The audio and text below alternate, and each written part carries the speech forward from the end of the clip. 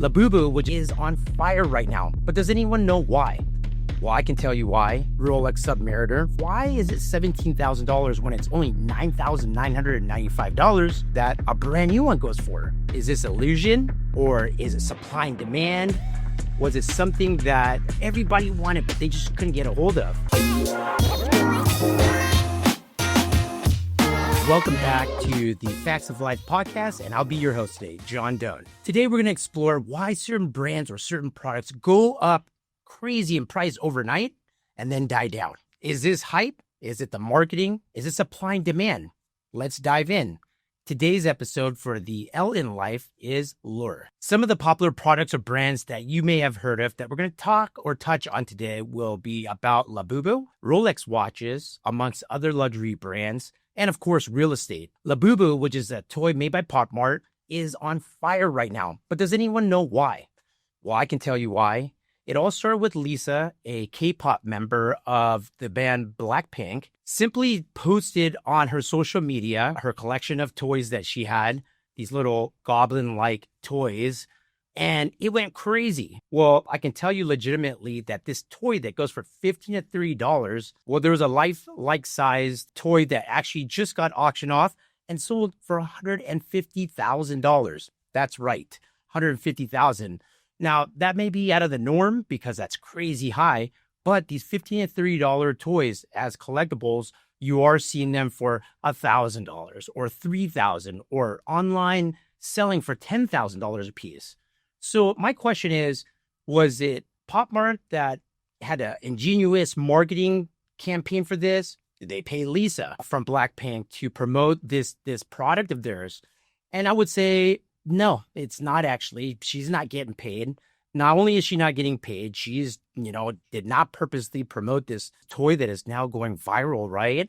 But, I guess if you have a fanfare or following of 106,000 million followers, it is your social influence that is actually doing the marketing for you. The Labubu toy just got popular for a little over a year. 2024 is when Lisa first posted on her social media. Is it still going to stay popular or is it going to die down? Let's keep an eye on it. Next, the I in life is about illusion. Here's a good example of illusion. So in 2020, I remember dropping off my older Mercedes S550 at the Mercedes dealership for servicing.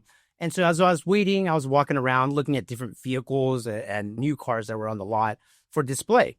And I happened to look at the 2020 Mercedes G-Wagon. That's the military-like SUV model that Mercedes makes. And I want to say that the sticker price was around $130,000. Fast forward, COVID hits, right? And then I remember in 2021 reading these articles about how if you wanted a G-Wagon, you were paying at least $250,000. Some of the models were even going for $300K. So what happened? Did it change overnight? Did they upgrade the engine? Did they, put solid gold handles on the vehicle? What happened? What made it that much more expensive? And to my knowledge, none of that happened. Instead, you have to kind of make sense of all this. But when COVID hit and people were at home scrolling all day through social media, what were you seeing? Social media influencers were stepping in and out of these vehicles. They were filming themselves, selfies and things like that, all in the Mercedes G-Wagon. And it became a really big deal. That wasn't just it. If you remember when we had COVID, there was actually a slowdown or delay in car manufacturing parts. So there was a part of that that caused car prices to go up in general, but not $100,000 to $150,000 over the sticker price. That was nuts. So where are we at now? Well, here we are in 2025. And as of last year, they had a really good 3-year run. The prices started cooling. It's coming back down now. It's a lot more realistic, but it's still not at sticker price. People are still paying $20,000, $30,000 above that sticker price if they really want a Mercedes G-Wagon. So again, I ask, is this illusion or is it supply and demand? Was it something that everybody wanted, but they just couldn't get a hold of? Is it also illusion that Chanel handbags, for example, have tripled in price on a lot of their products? So with that said, how much does social media really have to do with the Mercedes G-Wagon or Chanel bags going up triple in price?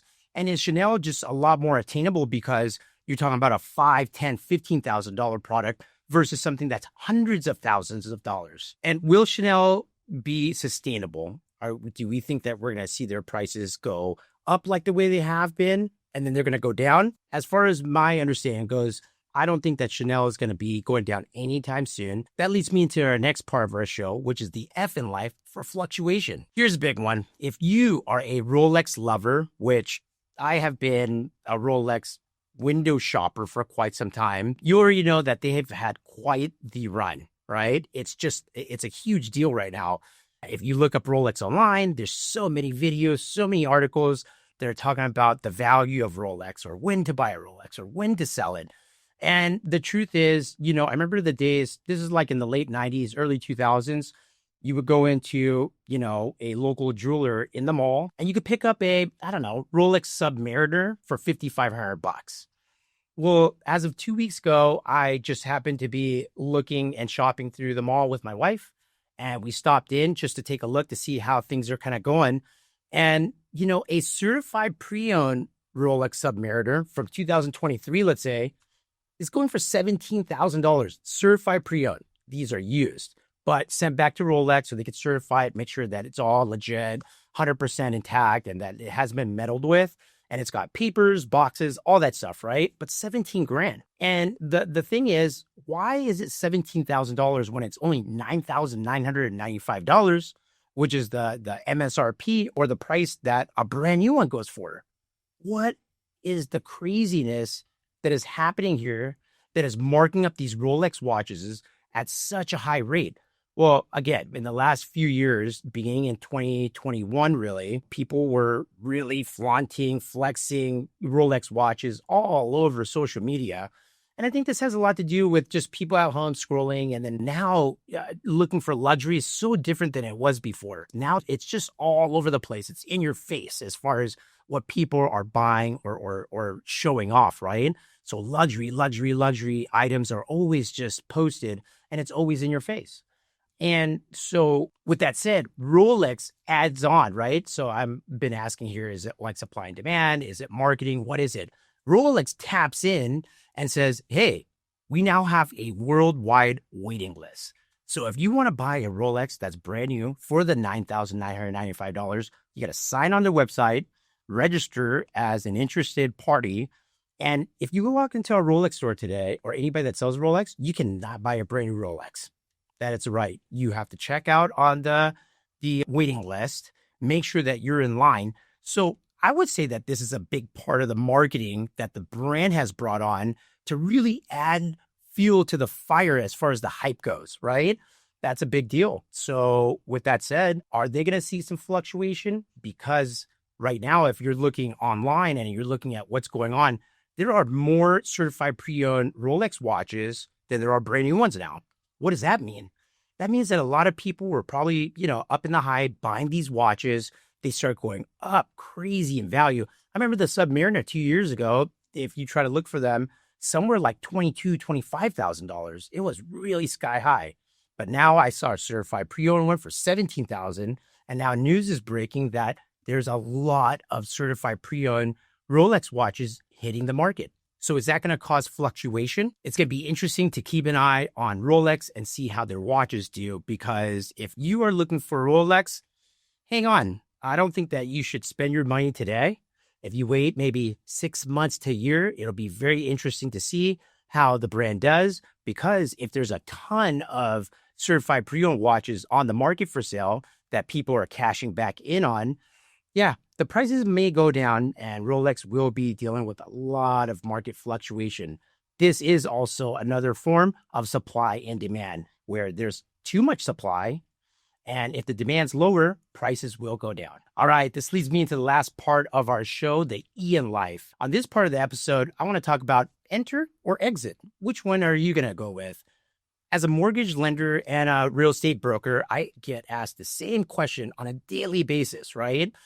Should I buy now? Is it the right time for me to buy a home? I always have the same answer, and I always respond with, it really depends on your situation and what your purpose of buying is for. Real estate is another category that would fall into the bubbles and supply and demand and marketing and all these things that we've been talking about on this episode, right?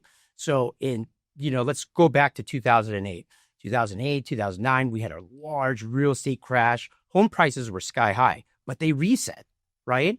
And then it took a few years to recover. So by 2010, I would say everything was stabilized again. Interest rates were low. So that combination right there of lower prices and lower interest rates caused a lot of people to qualify to buy homes, therefore making it a seller's market. What's a seller's market? A seller's market is when there are more buyers than homes for sale. Fast forward, that started around 2010 and it was very, very busy. The real estate and mortgage industry was pretty busy for a good old decade. Then when COVID came in 2020, something crazy happened, right? Not only was it still a seller's market, but then interest rates, because of the pandemic, got lowered to the 2, 3, 4%, range. What does that mean? I'll give you an example. In 2019, 2020, there was a total of about 750,000 brand new homes for sale. Now, we only look at brand new homes because people who are selling their homes have to move into another home that's available. So we look at the number of brand new homes for sale. So 750,000 brand new homes for sale in the United States of America. However, with the rates being as low as they were and affordability just skyrocketing, there was almost 5 million qualified buyers looking for homes. So do the math. If there's 750,000 brand new homes for sale and there's 5 million qualified buyers, this is a bidding war scenario where everybody's just fighting each other to buy homes. Why? Well, at this point, which was a very rare point in history, it was almost better to buy a home because your payment would be lower or the same as paying for rent. So why wouldn't you, right? Affordability was the main factor here, and supply and demand was the biggest outcome of it. There just wasn't enough homes to buy. So there was way more, demand than there was supply, causing this huge, huge bubble of prices to go up. And that's what everybody called it, right? They said that this is a bubble. It's not going to last. All these homes going up in value are going to keep on going, but it's going to crash at some point. Yet we've been waiting year after year to see if, it's going to crash or if it has. And so far today, it has not. It has slowed down a little bit because in 2023, rates did rise. And so it caused a slowdown. However, here's one thing that I would say about real estate. Home prices go up and then they go down and they go up and they go down. But overall, historically, it's just going to keep on going up. So if I could give any advice at all, if you should buy a home now or not, as long as it's affordable, as long as it's within your means of affordability and you don't have to change your lifestyle to purchase a home, I think it's a great idea. The second part to that is, let me give you this example. If you had $100,000 today and you wanted to buy stocks, right? And you bought your favorite stock, on the market and you gained 20%. Great job. Kudos. Well, let's do the math. 20% gain, your investment or your return of $100,000 is $20,000. That's what you would have made. But if you took that same $100,000 and bought a $500,000 home, and that home went up in 10% of appreciation, that means you made $50,000 or 50% increase off the same $100,000 that you spent. With that said, I will always tell you that if it's within your means, like I said, and you can afford it, you should always buy a house, and there's never a right or wrong time. Lastly, there's one thing that you and I cannot change. Again, like I said, home prices go up and then they go down, but they will keep on going up. That same example of a $500,000 home, if you just held it for 5, 7, 10 years, undoubtedly, it's going to be worth $750,000 one day. So the answer is yes. If you can afford it, you should buy. Okay, that's it for our episode here on the Facts of Life podcast. If you liked what you heard, comment, subscribe, share this with your friends, and we'll see you next time. Thank you.